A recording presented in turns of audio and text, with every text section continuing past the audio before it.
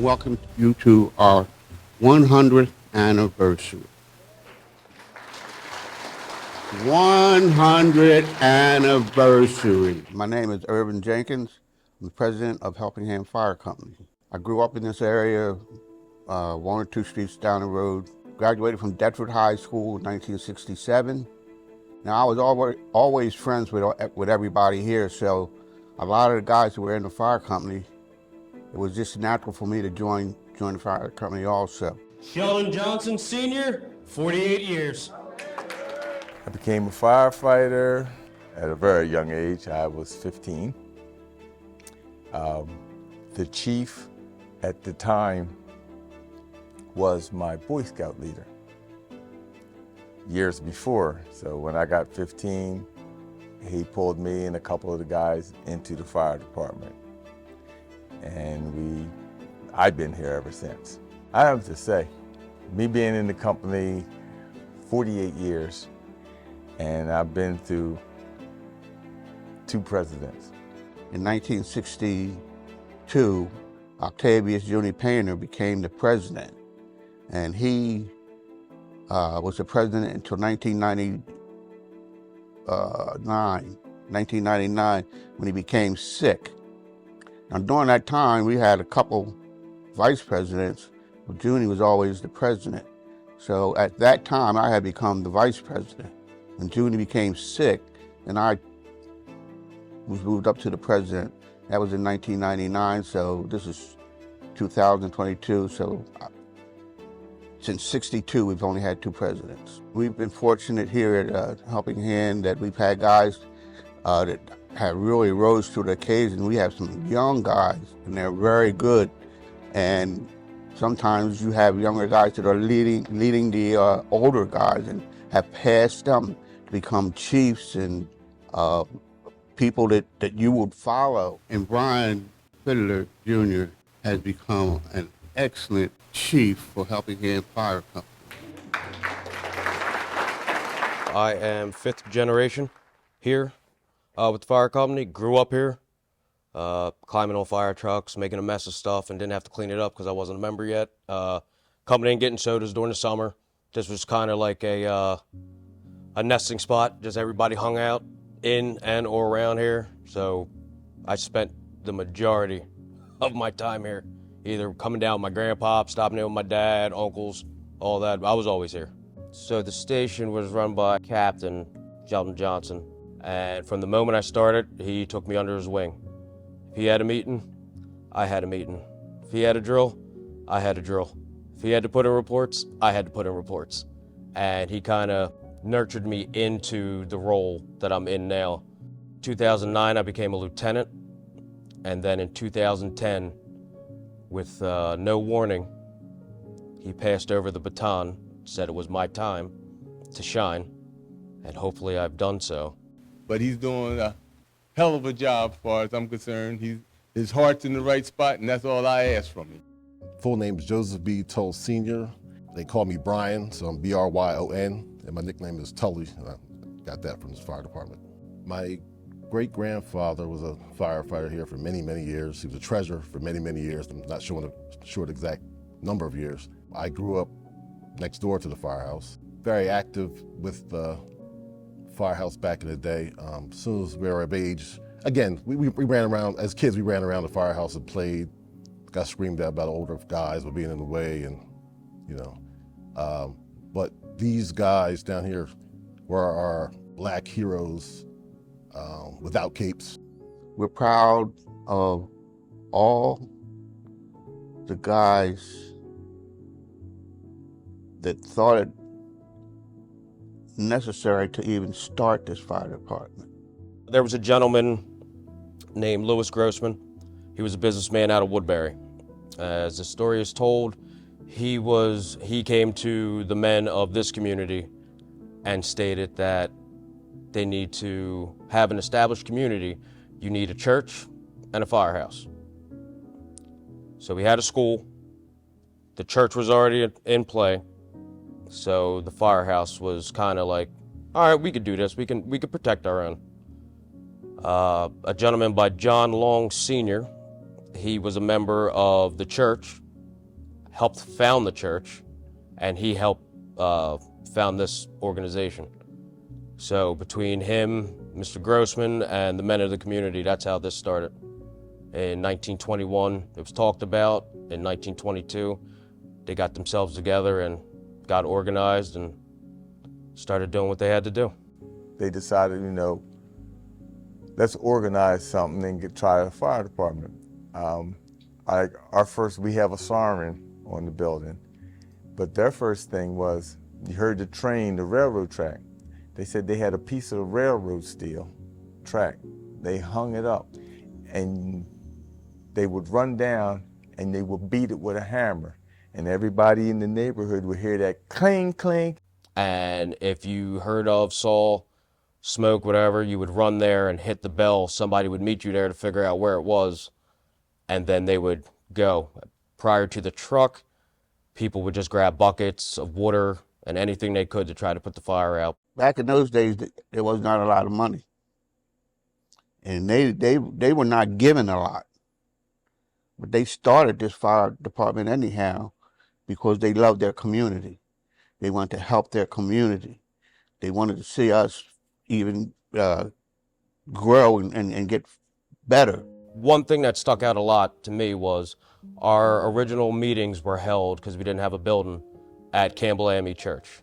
And we paid 10 cents per meeting to the trustee board. And we did that for about 3 years. Every meeting, which was every week, they got 10 cents. We also had a fire truck before we had a building. So they were actually running fires with a fire truck, but didn't have a building. Stayed at it was at the chief's house for a while, and then we were renting a garage. But yeah, they were fully functioning, but didn't have a home yet. It wasn't until the 60s we become organized with the township, and they got a commission, a fire commission. But before that, we was totally on our own. The community put their money in, they did their dinners, whatever they had to do. The last truck that this station bought was in 1963. I think they started the commission in 62 or something, but the last truck that we had to buy, and that was just raising money out the community. Pass the hat, boot, whatever you do to raise money. We ran our hall to raise money, but we was totally 100% self-sufficient from 22 when they got their first building and up to 62 when they start going with the commission. There's been many a man really put out a lot of effort to keep this going, to keep this a growing community, to make it a safer community, and to make everybody know that depend on each other, and to have a camaraderie together. We even had a firehouse that burnt down one time, and a lot of people would have quit. But when you know that these guys got right back together, put it together, and rebuilt their fire department because of the love they had for their community. And we, as people who have come after them, we need to know this, and we need to love our community the same way that they love their community.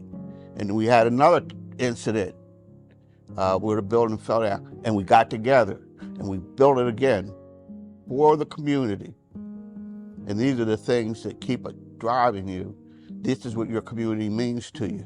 You love you have for your community, is that you don't give up. Being a volunteer is a little tough on the family. You miss things, you're late to things and stuff, especially if, we get out. I mean, I have been late to work.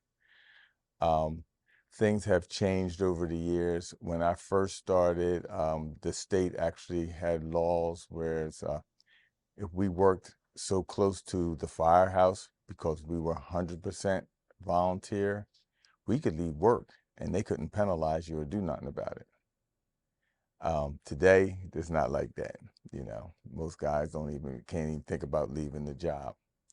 But you do miss a lot of times, from being home and stuff. Like, when it's a working job, the family looks at you and says, hey, I know, go ahead. My wife will take the kids to baseball practice or football practice because I'm trying to put somebody's building out. It's not your dedication, it's your family's dedication. Your family's going to have the most dedication to your fire company more than you. You're going to take the time to come down here, but they're going to see the time that you're gone. I know there was probably 6 years running, I missed Thanksgiving dinner. Because for some reason, we always had a fire on Thanksgiving right around when I was getting ready to eat. But you miss birthdays or holidays, practices, just because you have an obligation to go handle something that you need to do. And they understand that. But it's not just, I don't look at it as what I'm sacrificing. I look at their sacrifice. So if I'm down here pounding around, messing with something, I bring the kids down so they see what their dad does. So when I'm not home, they understand. But it's more of I feel as though they're the family of the firemen are better heroes than we are because they put up with us not being around. You have to have a lot of intestinal fortitude just to continue. Some people can't take it, some of the things that they may see. I've been on plenty of calls that, it starts out easy and you just see the worst of the worst. And sometimes it sounds like it's going to be the worst and it ends up not being too bad. It's deck of cards. You never know which one you're going to pull on which call. And luckily, I've had the pleasure of running calls with some really good men and women. And even at our worst times, we've always come out. We've always prevailed. Everything's always come out to be good. Even though firefighting was the primary mission of the Helping Hand Fire Company, the building has always stood for much, much more. Especially as a little kid growing up, you always knew it was a place you could go to, get a cold soda, get some advice, sometimes unsolicited advice, hear some war stories, some of which I'm sure were lies. But it was just a gathering of the senior men in the neighborhood that were always there, willing to lend an ear, lend a hand, just as our logo implies. Lend a hand to the community, the neighboring communities. If you look at our logo, it's a black hand and a white hand. Color didn't matter. If we could help you, we would help you. And that's what that building has always stood for. Safe haven for the kids, cold soda, when you become of age, the coldest beer in town. And it's always stood for that. Always, the door is always open. Always open to anyone around, anyone who needed help, anyone who needed any type of guidance. We would always have dinner here and then go get ice cream, take the truck out to go get ice cream, let the truck go, sit there, and just to have the kids come, play on the fire trucks, beep the horn, see the lights. Like, it's just fun to have people recognize not us, but have fun with our equipment. We went to parties together. We went to picnics together. What we did together. We had softball team. We did it together. So, I mean, it's not, that was firehouse stuff. I mean, not we had friends other places, but this was us. This is where we assembled. We did everything down here at the firehouse, good, bad, and indifferent.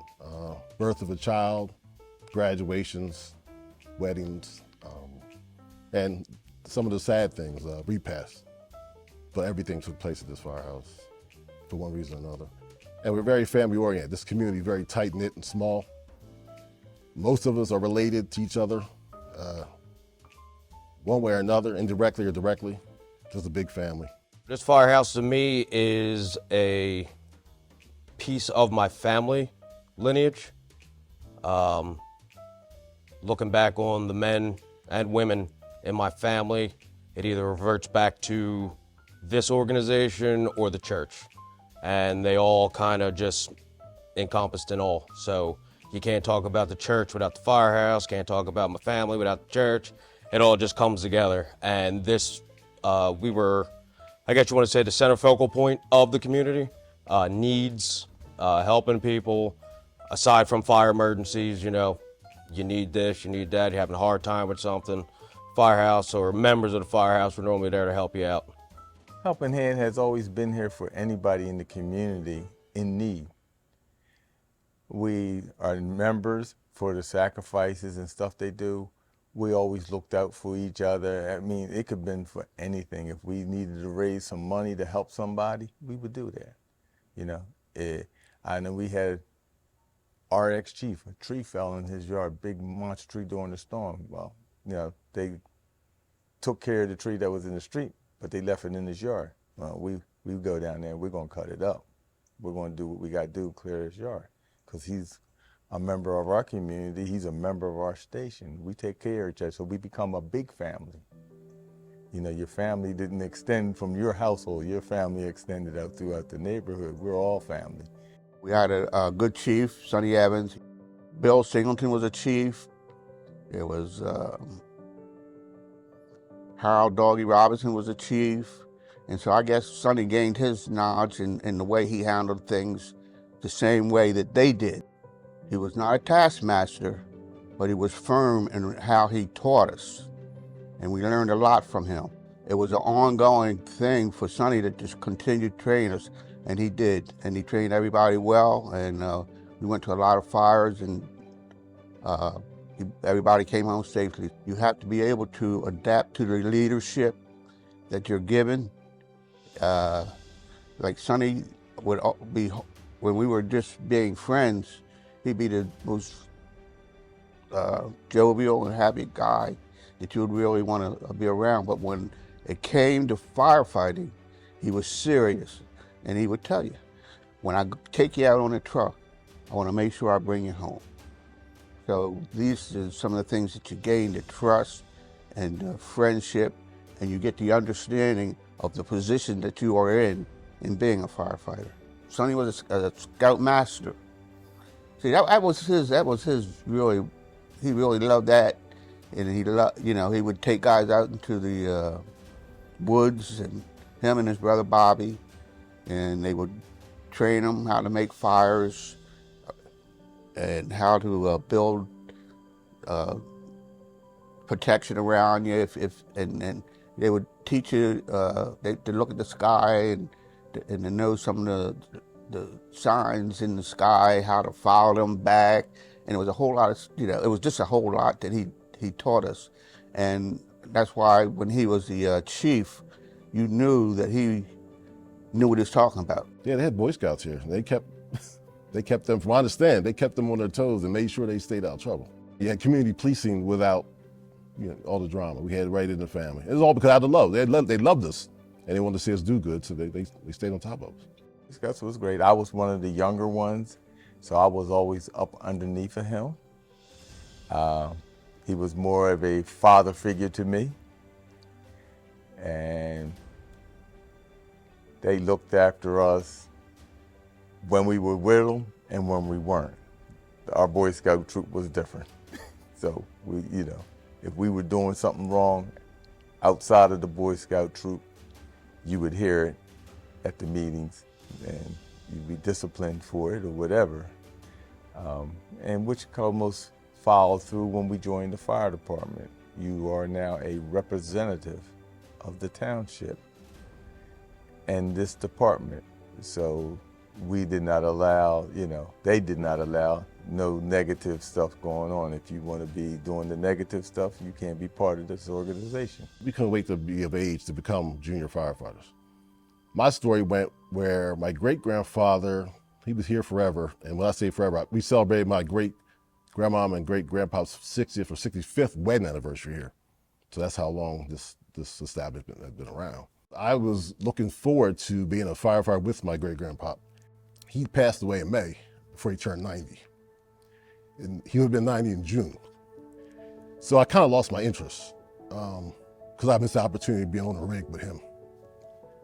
So as life goes on, I graduated from school, and life comes on. You go away to college, and when I got back from Hampton University after 3 years, I came home, I had a child, I became a father. He's a junior, he's also on the job as well right now. But I came back and I was encouraged by friends and family to take the test in Camden City. So I was working 2 jobs, going to school, and I just threw the application in there last minute. I met the deadline just by like 1 day. Sure enough, 3 years later, I get a call and I'm in the fire academy. So now, 97, I get hired with the Camden City Fire Department. I just celebrated my 25th year anniversary there this past February. Growing up in the firehouse, I've had networking like you wouldn't believe. From the older guys, older members, you learn trades, you learn how to do things. If you don't know how to do it, you're going to learn how to do it. I'm almost positive I learned how to paint here. So painting walls, learn a little plumbing, learn a little electricity, I'm in and out. But you learn a lot of stuff for your daily life from the guys at the firehouse, because you're going to end up spending a lot of time here. So you get a lot of life lessons and stuff like that. Back then we had a commitment to community because we had role models that shows that that's what we should do in the community. And they're still here, it's just there's not as many. And it's a challenging task to get the youth involved nowadays in anything. Well, if you look around and you see how many black fire departments there are, we're not the only one, but we know who we are. And we're proud for our department. It's just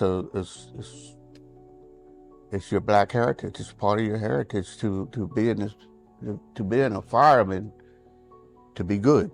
Back in the day, when I joined, we were 100% volunteer. There was no paid stations, no paid guys even thought about. So being there to help our neighbors, because that's what basically we were doing. You was taking care of your own community, more or less, and then every now and then you would get to go out to other communities and help them on big jobs, but your first priority was your own hometown, your neighbors. Volunteering as a whole is hard to come by. Demands a lot of training, a lot of your time. It's harder today to get somebody older and established in life because they're already set in their ways, and it's hard to get them to rebrand themselves and to adopt a whole nother lifestyle. I started at a very young age, so it's just a way of life now. It's just what I do. As far as African Americans getting involved in volunteering, I feel as though there has to be more of a brand to say it. You don't really see too many African American volunteer organizations or firemen in general advertised. Unfortunately, I look at volunteer firefighting for African Americans like, you know how baseball is having a hard time getting African Americans to play in baseball? That's how it is with the volunteer fire. We got to do something different to recruit us, because it's great careers, great jobs, and you branch off to do many other things. It's a lot of stuff. It's not just firefighting. Today, we don't just firefight either. Firefighters have to be a little bit of everything. I mean, we're responding to more motor vehicle accidents and carbon dioxide detection activations.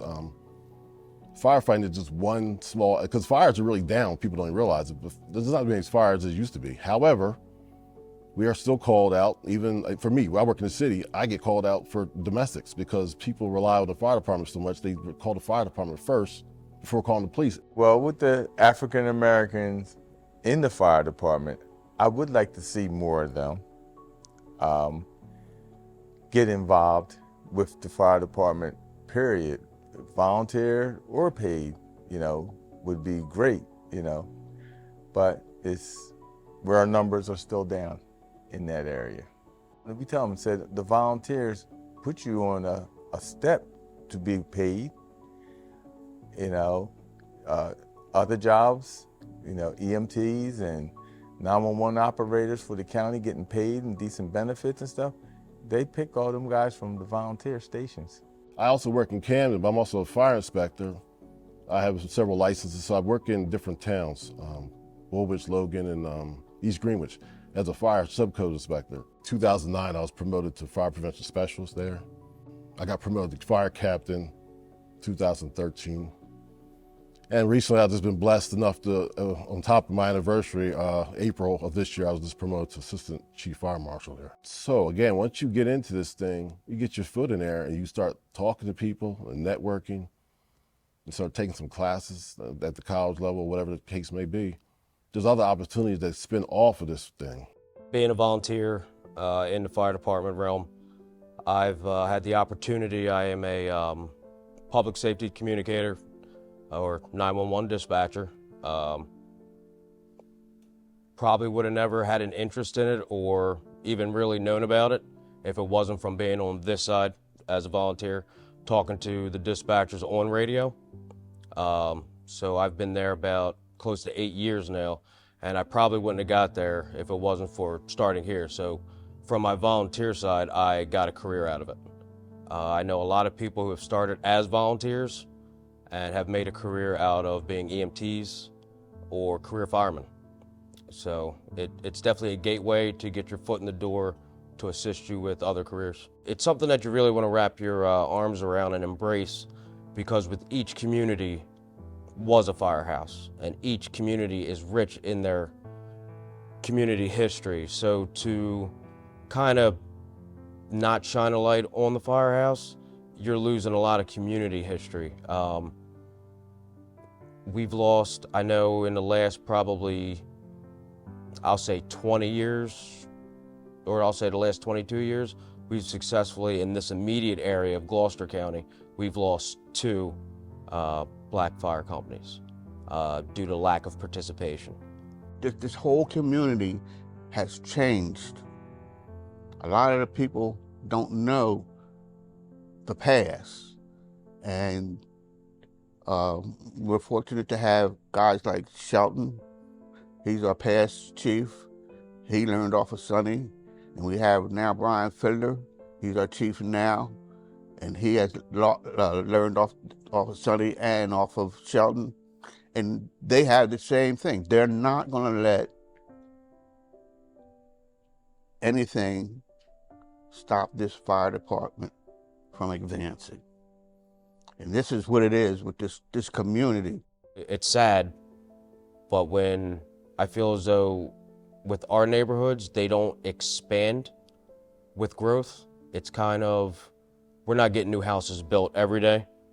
So as the age of the community grows, so do the residents. And it's not a lot of youth coming in.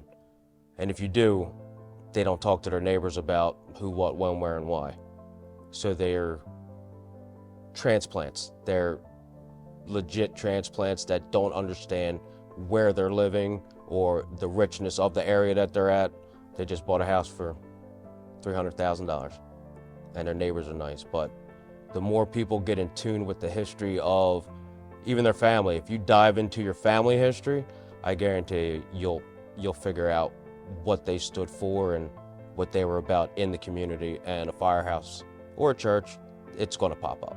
Well, I'm hoping Helping Hand is still here in another 100 years. Man, 100 years, it's hard to believe.